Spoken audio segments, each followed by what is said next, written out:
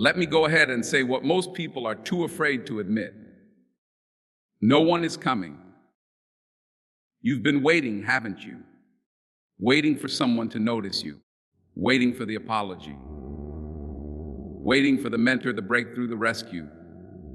Waiting for somebody to show up and fix what's been fractured in your life. But what if I told they're not coming? What if I told you that the help you're hoping for won't be found in their hands, but in your own? You see, the longer you wait for someone else to save you, the longer you delay the version of you that's already equipped to rise. This is the season where God is saying, I've given you everything you need. Now move. You've cried enough tears. You've rehearsed enough trauma. You've circled the same mountain over and over, calling it healing, when really it was hiding. And I know you're tired. I know your strength feels like it's on E. But hear me when I say this, your survival is your responsibility. Yes, the pain was real. Yes, the betrayal broke something in you. But the breakthrough, the comeback, the rebuild, that belongs to you. And the moment you stop waiting for someone to pull you out and start pulling yourself up is the moment everything shifts. This is not just a message. It's your activation. So today, right now, I need you to stop searching for a savior in broken people. Stop waiting for closure from the ones who shattered you. Stop sitting in rooms God already told you to leave. This is your moment to stand up, square your shoulders, wipe your tears and say, I will not wait to be saved. I will save myself, because God isn't sending a boat. He's building one through you. And he's saying, it's time to move. Not when it feels easy, not when it looks perfect. This is the sound of awakening. This is the voice of victory. This is your reminder. You are not helpless. You are the help. Let me tell you something that might shake the foundation of what you've been waiting on. Your healing won't come from who hurt you. I know it's hard to hear. I know you were hoping for something different, something sweeter, something softer. But sometimes healing doesn't whisper. Sometimes it shouts. Because the longer you wait for the one who broke you to build you back up, the longer you live in pieces. See, we've been conditioned to think that closure is a gift someone else is supposed to hand us. Like healing is a favor they owe us, like peace is a payment they're required to make. But can I tell you something real? Some people will never say they're sorry. Some people will never look back. Some people will go on living as if they never wrecked your soul. And if your healing is in their hands, you'll be wounded forever. You keep checking your phone. You keep looking at that door. You keep replaying the conversation in your mind like maybe, just maybe. This time they'll come through. But let me ask you, what if they don't? What if the person who left never returns?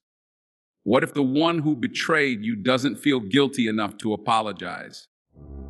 What if the validation you're craving is in the hands of someone who doesn't even know how to validate themselves? That's when you realize healing is not about them. It's about me. That's when you take the broken pieces, lay them before God and say, this time I'm not waiting. This time I'm choosing me. Let me tell you about a woman named Keisha. She was married for 12 years. Faithful, committed, loyal, and he still walked out. Left her with 2 children, an apartment she couldn't afford, and a heart she couldn't recognize. She spent 2 years hoping he'd return. 2 years not dating, not dreaming, not doing anything but surviving and scrolling. Every time she tried to move forward, she'd hear the whisper, he owes you. He needs to fix this. But one day, sitting in the back row of a Sunday service, the preacher said something that unlocked her soul. You can't heal if you're still waiting on the one who hurt you to make you whole. And she wept, Not because she was weak, but because she finally got it. She went home, deleted the texts, boxed up the memories, and walked into counseling like a warrior. Today, Keisha owns a skincare business, speaks at women's events, and just bought her first home. Not because he came back, but because she came back to herself. That's what restoration looks like. That's what healing sounds like when you decide you're not waiting for their permission to get better. Think about Joseph, thrown in a pit by his own brothers, lied on, forgotten, imprisoned. And yet, when the time came, he didn't say, "First bring me the ones who hurt me so I can heal." He walked in favor before they ever said, "I'm sorry." His healing came through his purpose, not through his pain's apology. And maybe your Joseph moment isn't in a palace. It's in your journal. It's in your late night prayers. It's in that blog you started but never posted. It's in that business idea you shelved because you were too busy trying to be whole through someone else's effort. But what if God is saying, stop looking to the ones who broke you? Start building with the strength I gave you. What if the apology doesn't show up, but your anointing does? What if the apology is replaced by assignments? What if your destiny requires you to heal without an "I'm sorry"? Because that's grown woman healing. That's mature man healing. That's Holy Spirit-led, purpose-fueled God is with me, so I will not wait kind of healing. Let me show you Aaron's story. A man whose business partner stole his entire client list, wiped it clean, and ran off with the profits. Aaron spiraled. Depression, doubt, defeat. He told himself, I can't rebuild until he admits what he did. But 3 years passed, no apology, no remorse, just silence. And one day, while scrolling Instagram, he saw a post that read, "The best revenge is resurrection." That hit him in the gut. That night, he mapped out a new business model, launched in 6 months. Now he's a 7-figure consultant teaching others how to rebuild what betrayal tried to bury. Not because justice showed up, but because he did. Because he stopped waiting for healing to be handed to him and decided to grab it himself through grit, grace, and God. And I know it's not easy. I know it's easier to blame them, to wish they'd come back and fix what they broke, to rehearse the betrayal like it just happened yesterday. But hear me, you can't heal and hold a grudge at the same time. You can't build your future while still bleeding over your past. You've got to stand up and say, what they did was real, but my response will be greater. You've got to rise and speak over yourself. They wounded me, but they don't get to define me. Because healing is not passive. It's intentional, it's messy, it's holy, it's personal. It's when you realize God may not have removed the pain, but he gave me power in the middle of it. Power to speak again. Power to love again. Power to trust again. Power to start again. And that power, it's yours. It's waiting. It's ready. Not in their hands, in yours. Let me go ahead and interrupt your waiting room season right now and declare this over your life. Stop waiting to be chosen. Choose yourself unapologetically. Yes, I said it. Yes, it's bold. Yes, it might bruise your ego just a little. But sometimes God has to bruise what's been blocking the blessing. You've been sitting quietly, hands folded, heart open, eyes on the door, waiting for someone to call your name, see your value, recognize your gift, validate your worth. And every time they don't, every time they pass you up, look you over, ignore what you carry, you shrink just a little more. You question what's wrong with you. You ask God why they don't notice. You whisper under your breath, maybe I'm not ready. But baby, let me tell you the truth that will set your soul on fire. You don't need to be discovered. You need to decide. You don't need to be picked to be powerful. You don't need permission to be purposeful. God already stamped your approval when He formed you in your mother's womb. He already chose you before they ever had a chance to. So why are you still sitting like you're disqualified when heaven has already called you qualified? I remember a young woman named Lana, brilliant, talented, full of vision. But every time she applied for the promotion, she'd second guess herself. She'd say, "I'll wait until they notice me. I don't want to seem too pushy." And you know what happened? 5 years passed, 5 opportunities lost, 5 doors shut in her face. Not because she wasn't ready, but because she was too scared to knock. Until one day, she heard this same truth I'm telling you right now. You keep waiting to be seen when God already gave you sight. That day, Lana walked into her manager's office, pitched her own position, and within 6 months, she was leading a team, mentoring others, building what she once waited for. Why? Because she chose herself. She didn't wait for the applause. She became her own audience. And somebody listening right now needs to do the same. See, choosing yourself isn't arrogance. It's alignment. It's you saying, if God called me, I don't need them to confirm me. Wow, let that sit for a second. Because some of us are more loyal to rejection than we are to revelation. We keep showing up in places that never celebrate us, hoping that this time they'll get it. This time they'll pick us. This time they'll say, "You're the one." But what if they never do? What if they never invite you to the table? What if they never call your name? Does that mean your purpose is paused? Does that mean your gift is invalid? Absolutely not.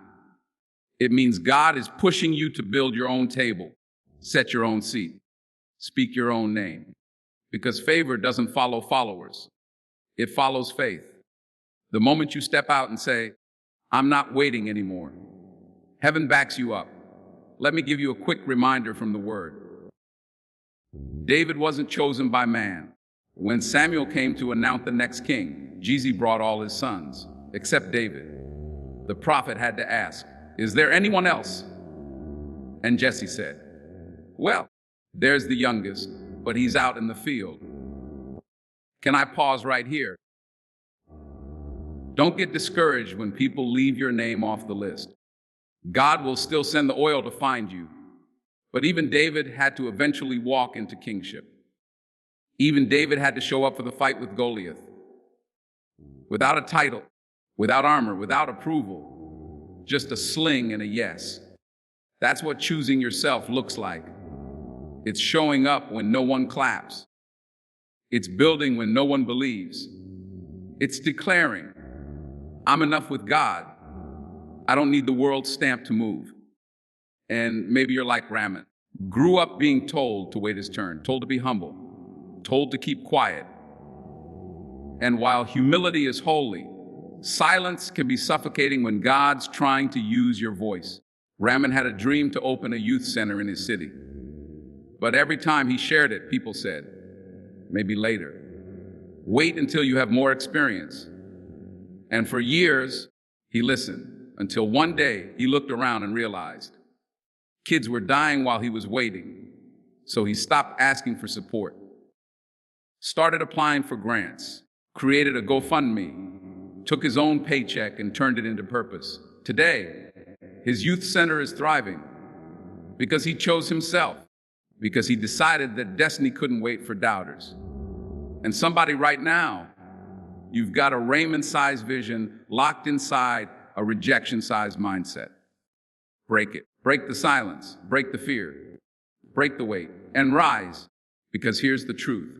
God already chose you. But He won't force you to choose yourself. And choosing yourself means writing the book before you get the book deal. Preaching the word before you get the mic. Starting the podcast before you get the platform. Praying like revival is inside your room. Walking like authority is already in your bones. declaring, I am not optional, I am ordained. Because once you step out in faith, doors open, chains break, voices rise. And the very people who overlooked you, they'll look again. Not because you begged for it, but because you believed for it. And that kind of belief, that kind of confidence, that kind of courage, it doesn't come from being chosen. It comes from choosing. Power is not given, it's activated. Did you hear what I said? I didn't say power is gifted. I didn't say it's inherited. I didn't say it's passed down like jewelry from generation to generation. I said it's activated, which means it was always in you. But it takes a moment. It takes a pressure. It takes a decision. It takes a breaking. It takes a no that hurt your heart. It takes a disappointment that forced you to rise. Because sometimes God doesn't send the blessing until you realize the blessing is already buried inside of you. You've been waiting for the spotlight. He's been waiting for your spark. You've been asking for elevation. He's been waiting for you to stand up. And the truth is, you don't need more favor. You need more faith to unlock what's already yours. Some people spend their whole life waiting on someone to hand them the power. When the real ones reach in and pull it out. They don't wait for the oil to drip. They shake the jar. They don't wait for the invitation. They make the entrance. They don't wait to be told they're anointed. They walk like they already know. Think about Moses. The burning bush didn't give him power. It activated what was buried beneath years of hiding. That staff in his hand was just wood until he believed it could part waters. And what about Esther? Her crown didn't make her bold. Purpose did. She didn't ask for permission to save her people. She declared, if I perish, I perish. That's what activation sounds like. That's what happens when you stop thinking power is outside of you and start realizing it's been waiting on you the whole time. See, some of y'all are praying for what you're already carrying. You're asking for strength, but strength is a muscle, not a miracle. You gotta move, you gotta press, you gotta push. Power doesn't fall. It's pulled. It's pulled by discipline. It's pulled by obedience. It's pulled by pain. It's pulled by praise. It's pulled by moments where everything says quit. But something in you says go anyway. Let me tell you about Jared. He was told he wasn't leadership material. Soft-spoken, overlooked, passed up for promotions again and again. And for years, he believed it. Sat on his ideas, dimmed his light, let louder people lead. But one day, his company faced a crisis. No one had answers. And Jared, he stood up quietly, laid out a strategy that saved millions. That moment activated him. Not because someone gave him permission, but because pressure pulled out the power. Now he's leading. Now he's mentoring. Now he's walking like he should have been walking all along. Why? Because power doesn't wait. It wakes up. And somebody listening to me, you've been asleep, not because you're lazy, not because you're weak, but because you've been waiting on someone to push a button that only God gave you access to. You are the button. You are the start. You are the ignition. You are the fire. Stop looking for evidence outside. Start trusting the engine inside. You've got power in your words, power in your worship, power in your story. You think what you went through was just pain. No, baby. That was your password. That was your confirmation email from heaven saying, you've been activated. Every heartbreak, activation. Every loss, activation. Every rejection, activation. Every season where you felt unseen, activation. God wasn't ignoring you. He was igniting you. He wasn't heating you. And now you're dangerous. Now you're loaded. Now, yes, carries weight. Now your voice shakes atmospheres. Now your vision demands attention.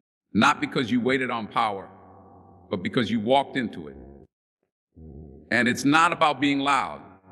It's about being lit. It's about knowing. Even if they never validate me, I'm still valuable. It's walking in a room and not needing to announce yourself, because power is not noise, it's presence. It's when you show up and people feel God in your stride. It's when you speak and heaven echoes behind your words. It's when your obedience pulls open doors that qualifications couldn't. That's activated power. That's kingdom power. That's, I've been through much to be passive. Power. That's, I carry something too holy to stay small. Power. And guess what? You don't need a title. You don't need a stage. You don't need 1 million followers. You just need bold belief. You just need to flip the switch and say, I'm not waiting anymore. Because waiting season is over. Silence season is over. Someday, season is over. This is your moment. This is your turn. This is your fire. This is your power. Activate it.